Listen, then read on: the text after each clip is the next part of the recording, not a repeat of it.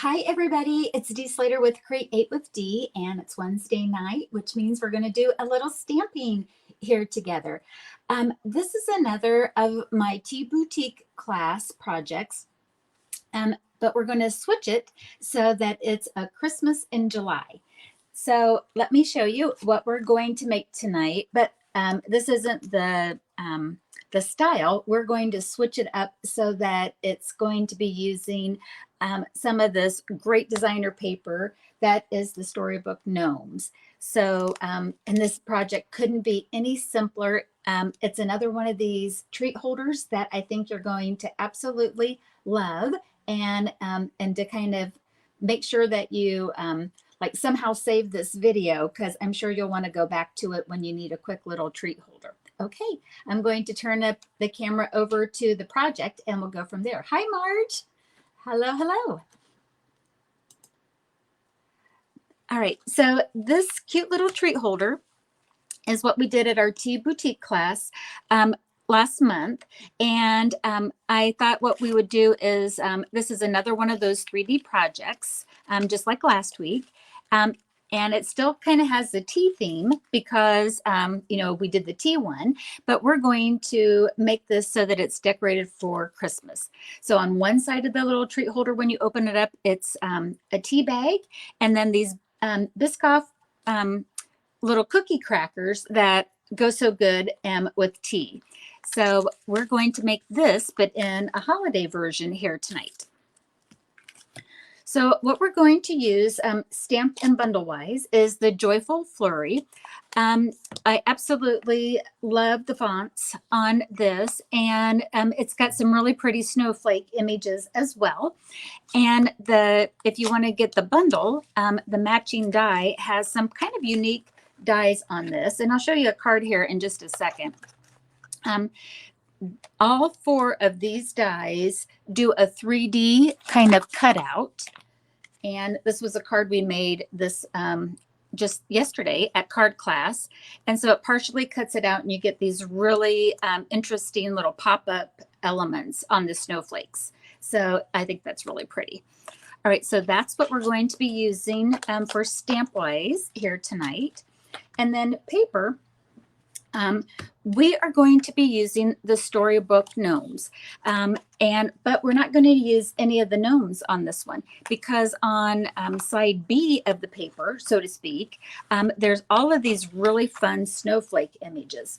And so, excuse me, and so even if, you know, maybe you're not, you know, you don't utilize the gnomes as much, it's got some really great snowflake paper. And so this big snowflake pattern is what we're going to be using here tonight. Okay, get that moved out of the road. And this is probably some of the least amount of materials that you're going to need to make a really super cute project here. All right, so we are going to start out with a piece of, I'll put it this way. We're going to start out with a piece of Pacific Point cardstock. And this is cut at 2 3/4 by 8 1/2. And all of the measurements will be here on the video. And ahead of time, I've scored it at 3/4, 3 7/8, 4 5/8, and 7 3/4. Okay, so this is going to be our wraparound. So let's go ahead and we'll start burnishing, or take our bone folder and get nice crisp edges. And we're just going to kind of start wrapping it up a little bit. So you kind of fold them all in the same direction. So that's the little box look, just like that. Okay, so I thought I would go ahead and use the score lines there so that you can see it a little easier. We're going to take a piece of designer paper. Again, this is from Storybook Gnomes, and this is cut at 2 5/8 by 3. And there's like the other side of it. And we're going to go ahead and adhere that down. I'm going to use multi-purpose glue. And we're going to get this down. All right, so that's going to be on our front. And then with some scrap basic white, I'm going to do some stamping with one of the sentiments from that stamp set. Now, ideally, everybody, I would have used Pacific Point ink. I don't know what happened to that ink pad. I have been taking projects home and back and forth from my stamping space, and I have a feeling I left it at home with another project that I'm working on. And so I'm using gray granite here, and I thought this will be a really pretty alternative. But if you have it at home, you might want to use Pacific Point ink. All right, I'll go ahead and stamp this.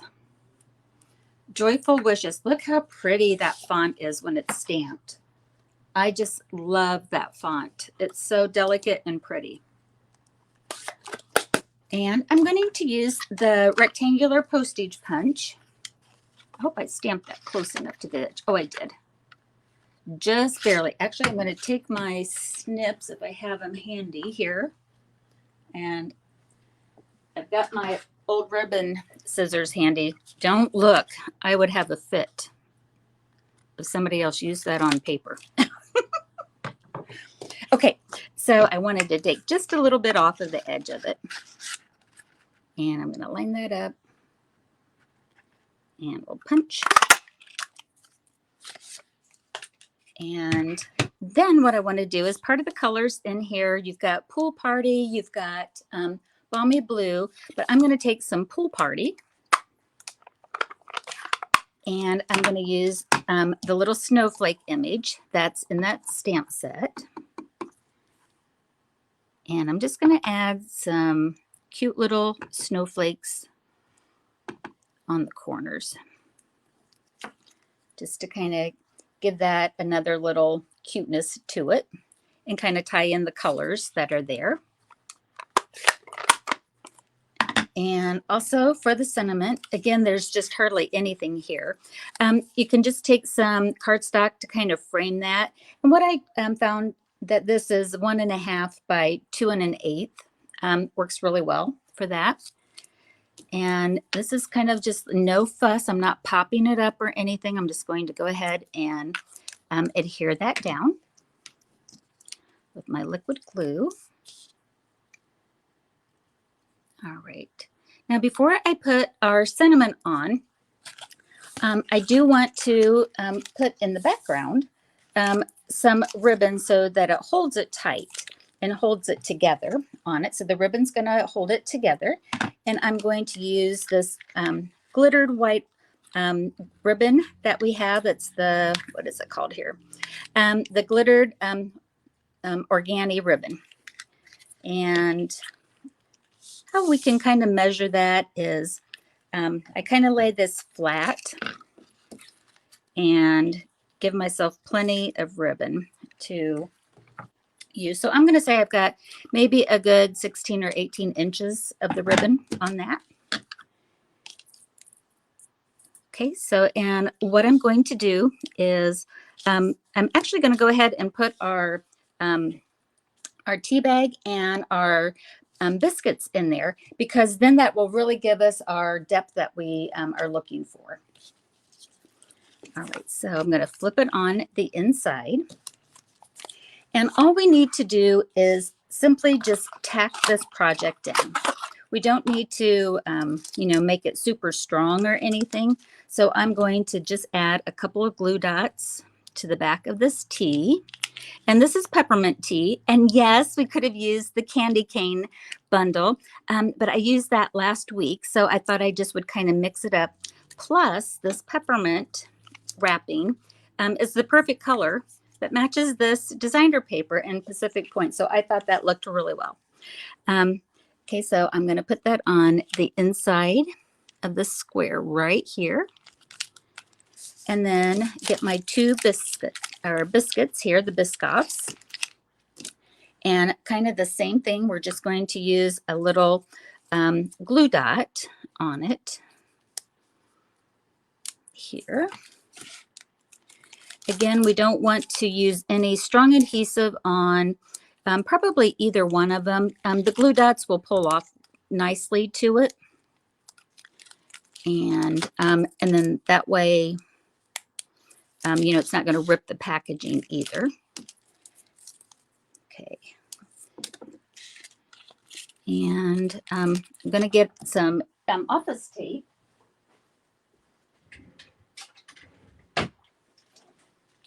Just to kind of keep these guys kind of together as well. Probably want to do the office tape before we do the glue dots. And then we just want to kind of keep that again together, kind of keeps them nice. Get my glue dot again. Go over the top. And then our little biscuits, the little biscottis. Oops, I got them flip-flopped. One going one way, one going the other. It goes in the other panel. And then it closes up so nicely. So that's our little packaging, just like that. So now that I have this, now is a good time to wrap our ribbon around. All right, so I'm going to do so just like this and kind of get my guesstimate on it. Okay, that looks good. All right, so I'm going to kind of flip that off. And on here, I think I am going to put, maybe you could put a little tear and tape, but I am going to put a little stronger adhesive here. The ribbon's going to be covered up with our sentiment, so that's why I'm not too worried about the liquid glue showing between, but that's going to really help keep that anchored there. Okay, now we're going to go ahead and put our sentiment that we made on top of it. And now we can add some dimensionals to it. And let's see here. Got everything over on my table. Just real quick, sorry about that.